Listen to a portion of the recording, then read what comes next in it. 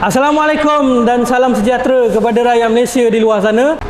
Jadi sekarang ni anda semua berada di bawah segmen Borak Santai bersama Transmatic Auto Bands. Ini adalah kita punya podcast yang pertama lah. Basically podcast ni santai je. Memang kita nak borak berkenaan dengan pelbagai isu tentang automotif. So di tepi saya sekarang ini ada dua orang guest yang orang kuat, kita panggil orang kuat Transmatic lah. So ini Anwar dan ini Syafiq. So sebenarnya hari ni ada satu topik lah aku nak bangkit. Orang kata Mercedes sedap bawa, orang kata BMW sedap bawa, Volkswagen sedap bawa. So pandangan kita especially Mercedes kan, mungkin kita boleh cerita dulu apa yang selesanya bawa Mercedes ni, apa yang best yang bawa Mercedes ni. Kau rasa macam mana? Apa yang, yelah orang kata Mercedes handling baik lah, apalah. Takkan itu je. Betul tak? Kalau bagi aku antara Mercedes, BM dengan Volkswagen ni, Mercedes ni lebih dekat selesa lah, ataupun luxury dia. Rasa kemewahan tu lah. Bila kau bawa dia. Bagi aku lah, bagi macam bila aku bawa kereta-kereta customer kan, Mercedes, BMW, Volkswagen. Volkswagen ni kau rasa performance engine tu rasa. Tapi kalau kau bawa Merc, dia pergi-pergi tapi kau tak rasa sebab dia selesa tau. Sebab tu kereta luxury, kereta mewah. Kau duduk dalam pun, duduk pun macam orang kata pun memang berbeza lah bila kau duduk kereta BM, Merc dengan Volkswagen ni. Kau masuk dalam Mercedes, bagi aku kau rasa kemewahan tu lah. Bila kau masuk dalam Volkswagen, itu bila kau masuk lah, bila jadi dari segi bawa, Volkswagen menang lah bagi aku. Volkswagen sedap lah tekan lah. Macam mana Fik? Okey, so kalau bagi aku pula pendapat berbeza-beza sebab untuk kalau kau cakap Mercedes lagi sedap selesa bawa. Kereta ni dia banyak segmen. Dia ada B segmen, C segmen. Kalau untuk BMW pun sama, dia ada 7 series, 3 series, 5 series. So beza dia kalau untuk luxury punya, kalau untuk BM contoh, bagi pendapat aku lah untuk 7 series tu lebih kepada luxury. So kalau untuk performance punya, BMW pun memang ada dia punya model lah untuk performance tersendiri. So kalau kau nak compare model-model Continental yang ada, contoh yang banyak dekat Malaysia lah, yang banyak orang kita pakai, BMW, Mercedes, Volkswagen, Audi. Yang banyak kan, Porsche jarang kan. So untuk model-model ni dia ada banyak kategori. Untuk Mercedes contoh A series kan. So kalau A series, ada setengah orang dia nak compare dengan BMW 5 series. So dia tak boleh di segmen lain. Dia jelah. So bagi aku dia ada kelebihan, dia ada kekurangan dia lah.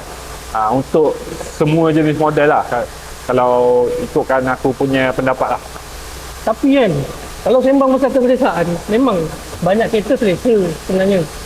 Kalau kata Mercedes selesa, ada orang bawa BM pun rasa selesa juga. Dari segi masalah, macam mana?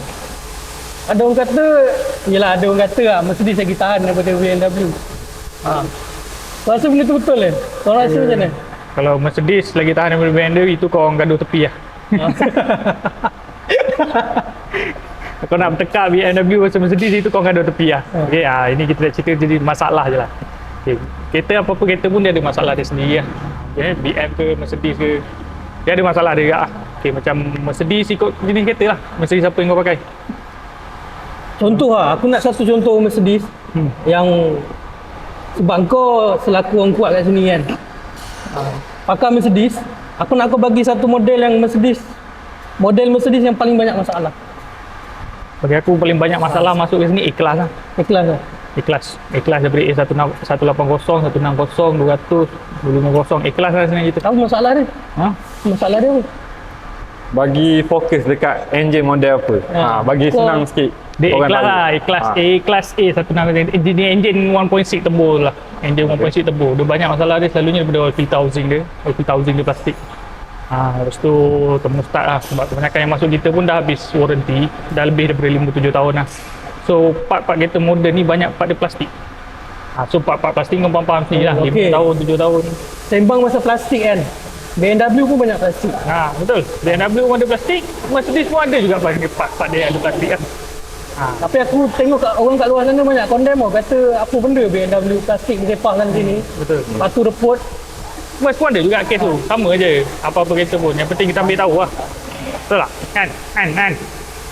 part plastik lah, part plastik dekat model-model kereta Continental kan. Biasa kalau tengok dekat luar ataupun kat posting-posting Autobahn sendiri pun ataupun kosmetik Shah Alam punya pun ada yang kebanyakannya post pasal ni lah, barang-barang plastik Continental kan. So benda-benda macam tu nak cakap macam mana, dia pengeluar yang buat benda tu, material. So yang tu engineer punya kerja. Dia ada sebab kenapa dia buat plastik. Lepas tu dah masuk market 5 ke 7 tahun macam tu kereta, ada pengilang yang buat aftermarket punya barang. Aluminium. Tapi bukan semua part. Kau faham tak? So setengah part tu dia kena maintain, kena pakai plastik juga. Memang ada sebab dia lah. Yang tu kena tanya engineer sendiri. Aku bukan engineer. So kalau kau nak cakap barang tu Pro 2 Proton pun sama juga. Iyalah. Pipe, okey, getah lah. Getah ataupun plastik. Sampai masa jangka hayat bocor, pecah. Kalau kau pergi workshop yang standard kau orang buat servis kan, dia orang akan, contoh kalau kau ada komplain coolant ke apa ke, dia orang akan check. Lepas tu dia orang akan bagi tahu sekali kebiasaannya lah. Part-part plastik yang dah nak bocor contoh. Dia dah start ada warna perang ke apa. Tu benda tu boleh, kalau kau tukar sebelum, maknanya kau tukar part tu sebelum dia bocor. So dia akan selamatkan kau daripada tersadai tengah jalan. Yelah. Kurangkan komplain yang kereta tu kerap breakdown. Sebab tu lah kita pun selalu pesan kan, kalau part plastik ni jangan tunggu dah report pun nak tukar. Betul. Kalau ikutkan mileage lah kan. Ikut mileage. Ikutkan mileage lah. So kena, kalau macam dia punya jadual kekerapan jadual untuk checking kereta tu memang kena kerap lah, kena jaga betul-betul.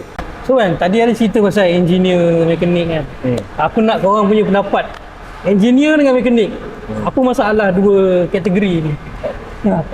Selalunya kalau kata time service kan, contoh nak service, nak buka dia punya engine filter, Oil filter. engine oil filter dia. Lepas tu kadang-kadang ada macam model Porsche tu kan susah kan kita nak buka kan. Ada model yang senang. So apa pendapat korang pasal engineer dengan mekanik ni? Itu sebagai salah satu contoh lah. Hebat sangat soalan ni. Engineer. Kau main. Selalunya dua kategori ni gaduh tau. Hebat sangat ni. Macam contoh lah, Tapi- korang sendiri pun pernah jadi komen kan. Korang sendiri pun mesti macam, aku tak faham lah kenapa lah engineer cipta benda ni macam ni, design macam ni kan. Cuma bagi pendapat lah.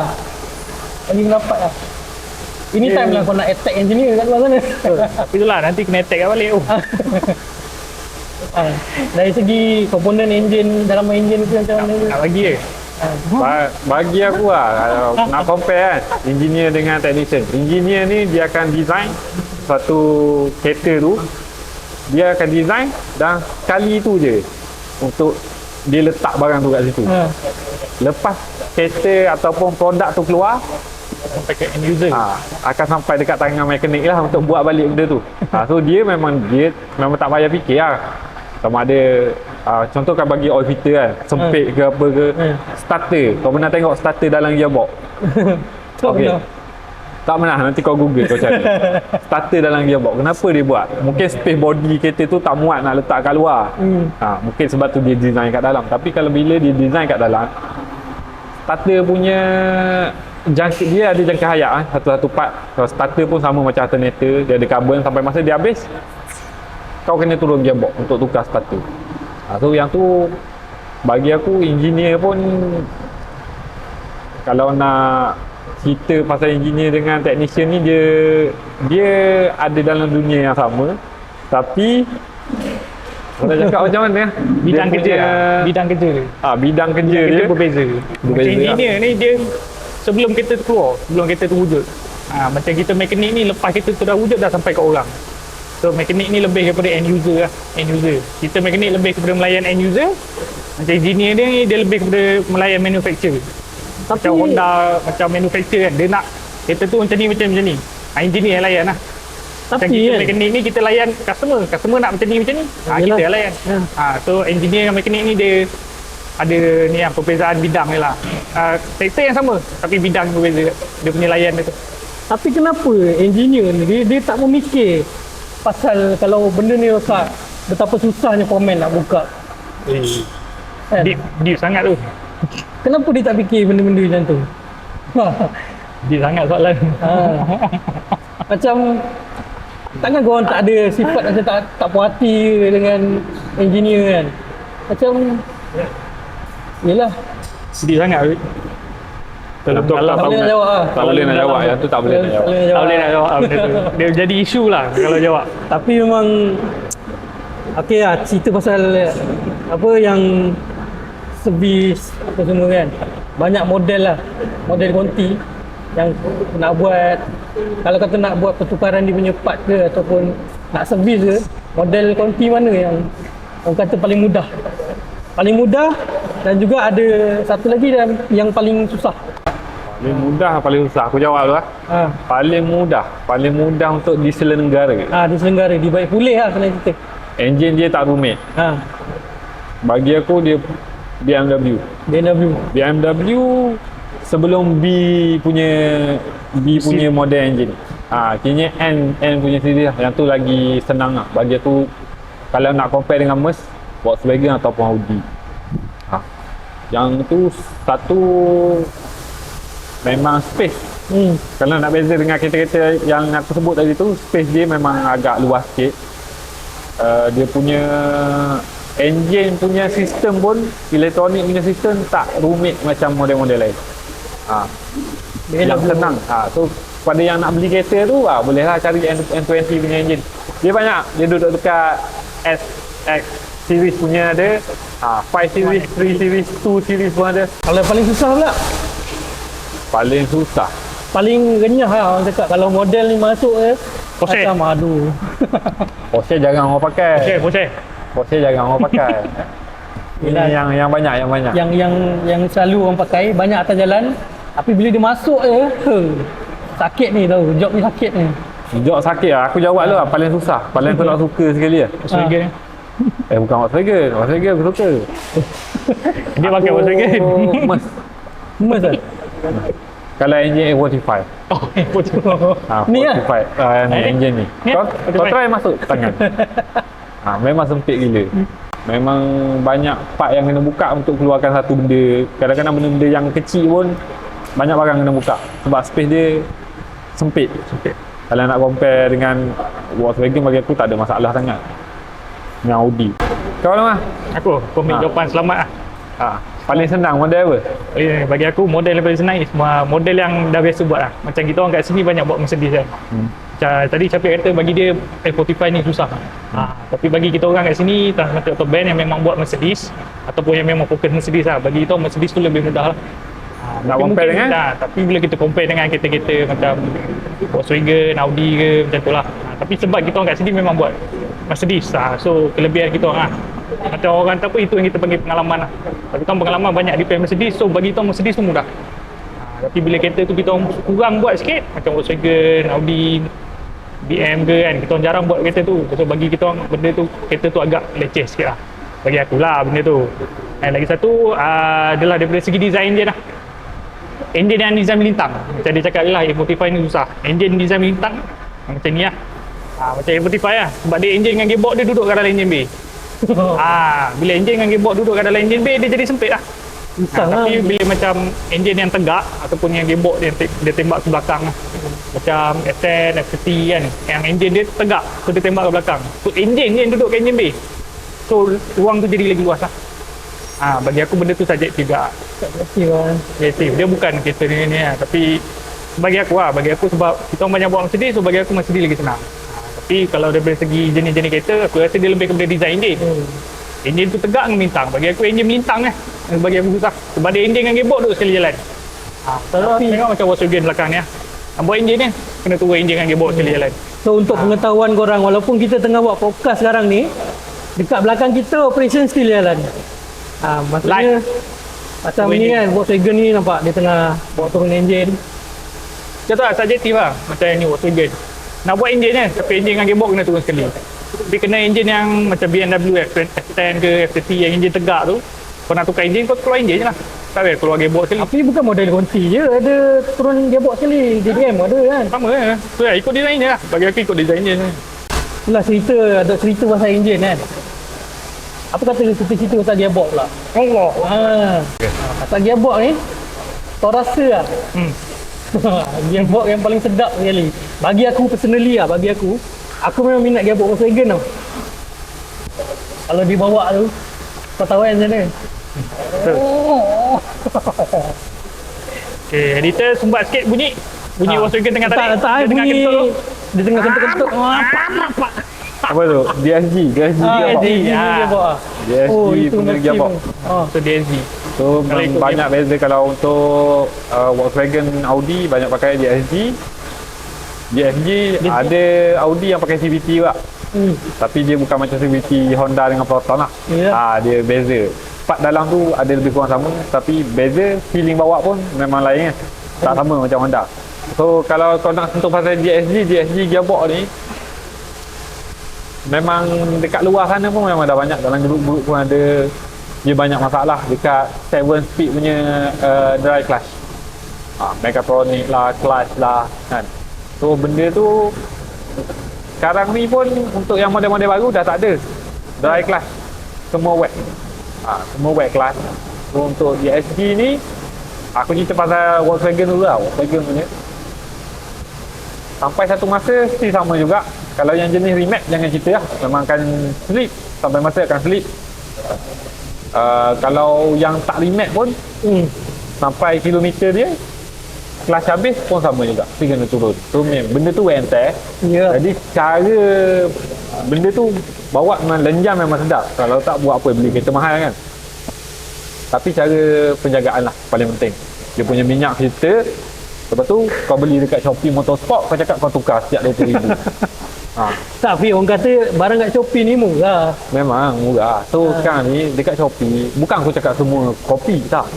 Bukan semua kopi, ada yang original. Tapi kau boleh confirmkan ke minyak tu ori? Kau sendiri. Sedangkan ada workshop pun yang kena kencing dengan supplier. Beli minyak kopi.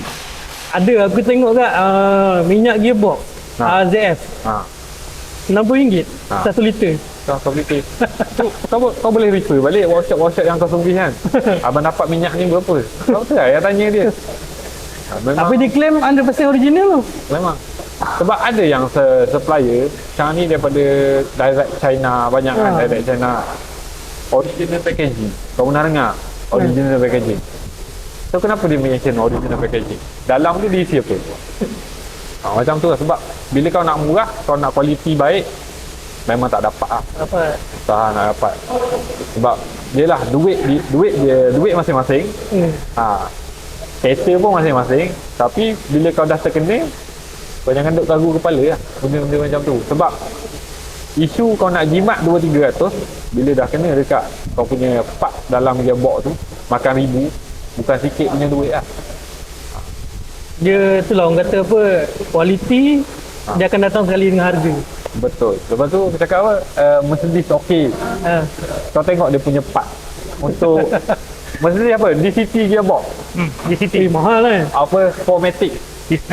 Berapa keras harga dia? Weh, memang keras. Clutch plate, mechatronic, minyak Excel dia berapa. Yang pakai Merc mesti tahu harga minyak Excel original dia berapa. Minyak Excel belakang 4matic model 4matic punya minyak Excel belakang. Mau 3-400 mah. Ada yang pakai, dia ada yang special dia. Tak semua 4matic lah, tapi matic A-class, CLA, GLA. Model ni 4matic dia, dari Excel dia punya minyak memang 3-400 tak lagi lah. 1 liter. 1 liter. 1 liter. Tapi kalau kau tak tukar, bukan ratus-ratus lah. Ribu-ribu lah kau kena tukar dia punya Excel belakang. Tukarlah Excel sekali. Betul lah, orang pakai Merc ni kena poket tebal lah. Dia sebenarnya bukannya mahal. Pembetulan lah. Kita tak ada duit. Kalau macam aku tak pakai kan. Ya betul. Sebab aku tak beli. Sebab benda tu bukan mahal. Bagi orang yang gaji RM50,000, RM60,000 sebulan, dia pakai, tak ada masalah. Bagi dia murah je. Bagi dia murah. Yang komplain dekat Facebook tu, Sebab tak ada duit. sebab tak ada duit. Tak ada duit tapi gatal nak pakai Merc. Itu akibat dia. Kerah ayat tu.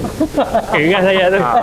Tapi betul lah, kalau dia balas komen, mungkin dia balas duit aku, kereta aku, suka hati aku lah. Dia bukan apa guys. Dia, mesej dia sebenarnya kat sini, ukur baju di badan sendiri. Kalau kata korang mampu untuk pakai Mercedes, tak ada masalah korang boleh pakai. Tapi kalau kata korang kurang berkemampuan, janganlah ambil Merc. Banyak lagi konti segmen lain yang korang boleh consider untuk pilih. Betul tak Anwar? Macam Polo 1.6. Konti juga. Konti juga. Volkswagen Polo 1.6. Polo 1.6 sedan. Harga FLX. 11 Saya kan. Tapi dia konti. So kau bawa pun pilih konti juga lah. Ada beza lah. Jadi dia nak pilih konti ni tak salah. Konti budget Konti bajet. yang okey. Polo 1.6.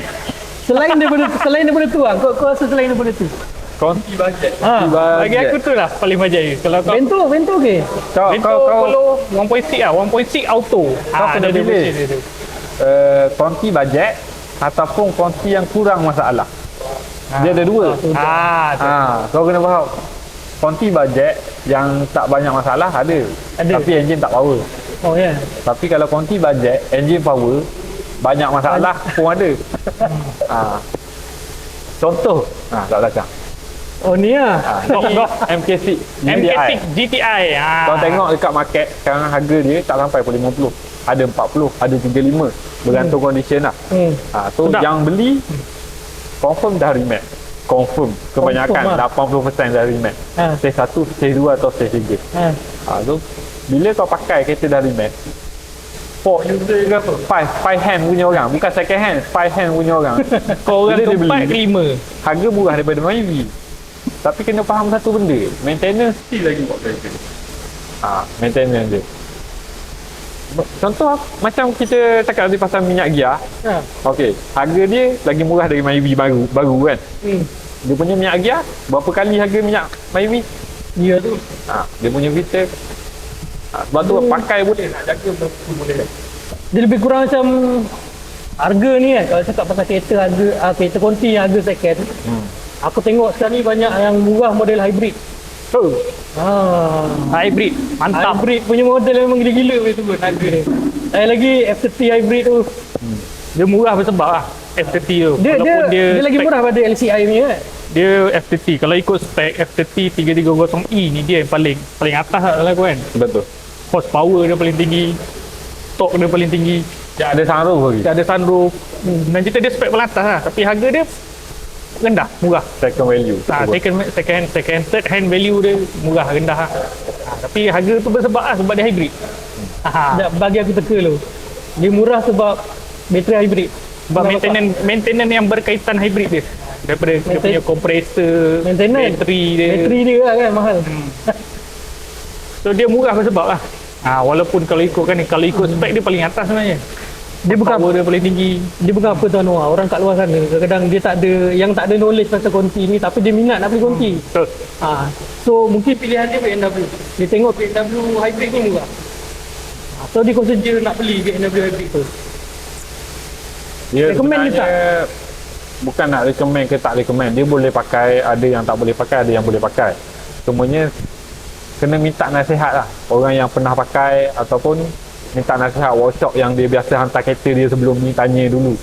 Kena study dulu common masalah apa. Jangan main beli je.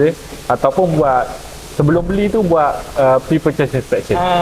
Promote sikit. Pre-purchase inspection kita orang dekat Autobahn dengan Shah Alam pun ada buat. Otomotif pun ada buat. Untuk pergi on site ataupun bawa kereta datang sini, datang workshop, kita buat checking.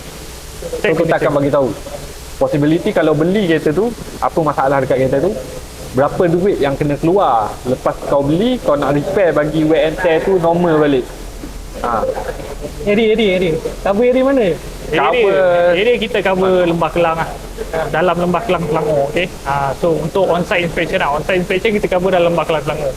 Bangi ke, Simbangan ke, TJ, apa ni, Tucung. Model konti semua boleh tak? Continental semua kita boleh buat. Apa kereta pun kita boleh buat kat lah. Tak ada masalah. Kalau kata Lamborghini nak buat inspection. Boleh. Apa pula dah boleh. Tapi better bawa ke workshop lah. Ada model yang elok bawa ke workshop, ada model yang boleh. Tapi kita punya recommendation is bawa ke workshop. Sebab konti ni dia banyak cover sebenarnya bahagian bawah dia. So bila on site ni nak cerita. Nak cerita tak? Sebab Continental ni kereta yang banyak cover bawah tu. Maksudnya kalau kita pergi on site, kita tak boleh nak check kereta. Undercarriage cover lah. Undercarriage cover tu banyak. Dia tutup sampai gearbox. Tak nampak. So kalau bila bawa bawa pergi- ke workshop, Lebih detail lah. macam belakang ni kita boleh bawa naik jack. Bawa naik jack, bawah cover yang ada bawah tu semua kita boleh buka. Kita boleh check. Bau lagi puas hati lah orang kata. Dan cost pun dari segi cost, bawa ke workshop lagi rendah lah. Dia ada pro and con ataupun kelebihan lah. Bawa ke workshop ni dia cost dia lebih rendah. Lepas tu inspection pun lebih banyak kita boleh check lah. Cuma kekurangan dia bagian pihak yang jual kereta lah. Kekurangan dia kat bagian yang jual kereta. Itu je lah. So, macam on-site pula dia kelebihan dia kita boleh pergi ke sana lah. Kekurangan dia cost dia lebih tinggi. Lepas tu bahagian bawah undercarriage kita tak boleh nak cover 100% lah. Bukan tak boleh check, boleh check, cuma tak dapat nak 100% check. So kita berbalik semula pada topik kita awal-awal tadi. Sebenarnya kita ni dah agak menyimpang jauh ni. Itulah pasal Syok sangat kawan berbual ni air setengah Kita balik pada topik asal kita, keselesaan kereta konti ni. Okey, keselesaan aku patah balik sikit. Satu model aku nak sebut. Okey. Volvo. Kau sembang keselesaan, betul? Esas. Esas. Air suspension. So dia untuk pakai yang dah bawa mesti dah tahu lah dia punya selesa dia macam mana. Kalau untuk air suspension ni aku contoh sikit lah, tapi part dia aku nak cakap kalau untuk bagi aku semua model lah pakai air sus, part dia memang gila punya. Kalau original mahal, memang mahal. Tapi ada second option OEM, original kereta, tapi yang tu dia ada kekurangan dia.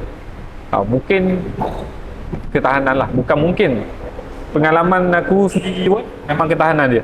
OEM ni. OEM ni biasanya tak sampai 2 tahun atau lebih sikit, 2 tahun lebih sikit dah dia akan rosak balik.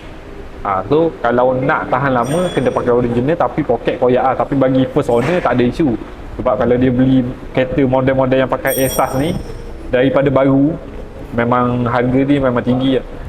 Kalau Volvo sendiri pun XC90 T8 baru punya berapa? 400 lebih. 400 lebih, mahal tu. 400 lebih.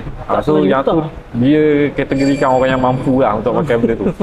Itu pun kita boleh contoh kat topik tu. Kereta tu baru 400,000. Second hand value dia berapa sekarang?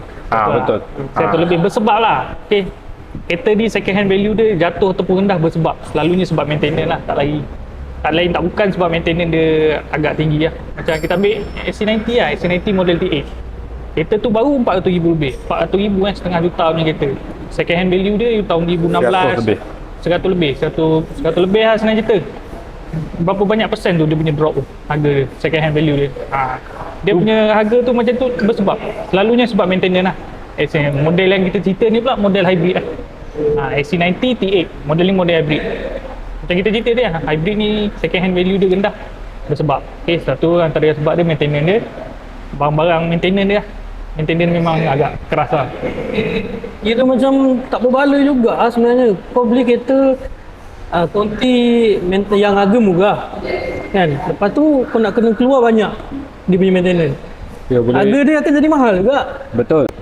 Tapi kau perasan tak, kalau orang kaya, aku cerita ni yang betul-betul kaya ni, dia orang pakai under warranty. Habis warranty dia orang akan jual. Dia akan jual. So dia tak akan tanggung rugi untuk repair. Second owner akan tanggung benda tu.